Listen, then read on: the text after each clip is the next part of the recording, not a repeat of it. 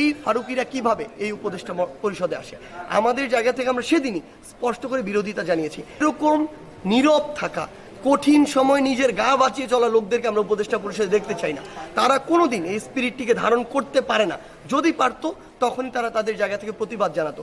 এবং আমরা আমাদের জায়গা থেকে মনে করি যেই মানুষগুলো এই সামগ্রিক অভ্যুত্থানটাকে ধারণ করেছিল, ধারণ করছে এবং স্পিরিটটিকে সামনেও ধারণ করার মতো মানসিকতা রাখে, শুধু তাদেরকে দিয়েই এই অন্তর্বর্তীকালীন সরকার পরিচালনা হওয়া উচিত। যেই ক্ষমতা মানুষকে জনগণ থেকে দূরে সরায়, সেই ক্ষমতা আমরা চাই না।